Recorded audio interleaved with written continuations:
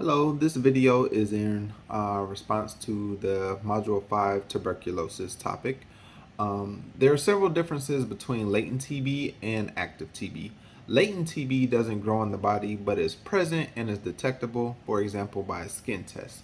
Active TB actually grows in the body. When a person has latent TB, they don't feel sick or have symptoms, whereas in active TB, can make a person sick to the point where they show symptoms. Another point to note is that with latent TB, it can't be spread from person to person. On the other hand, active TB can be spread from person to person. It is not as contagious as COVID-19 or the flu, for example. And in general, TB is likely to be caught from someone you live or work with, and has spent hours of time around in close proximity. If latent TB is found in the body, it is essential that treatment begin to prevent active TB from developing. I say it's essential because with treatment, it could take between 6 and 9 months to remove latent TB bacterium from the body. However, if allowed to linger, latent TB can turn into active TB down the line, especially in immune compromised people. It's like a car. A small problem is generally cheap to fix while it's small, but it can turn into a bigger and expensive problem if it's allowed to linger and continue, if it could be fixed at all. Once active TB is maintained in the body, it can have many adverse effects.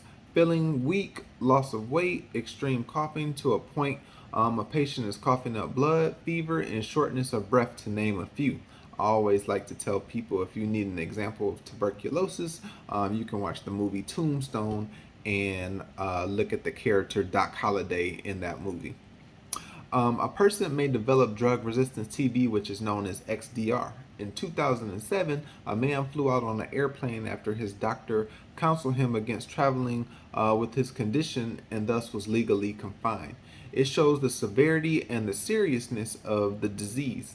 In this case, I agree with the confinement.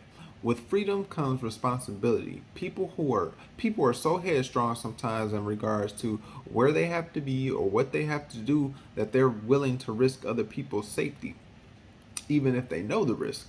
Other people think they're not really as sick as their doctor is perhaps making it seem.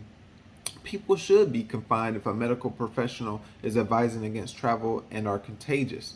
In this case, the majority has to come before the minority, and if come before the minority because the individual is being selfish and this individual is contagious.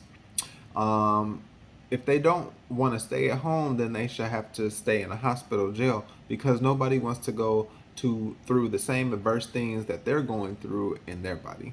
And that concludes my video. Thank you.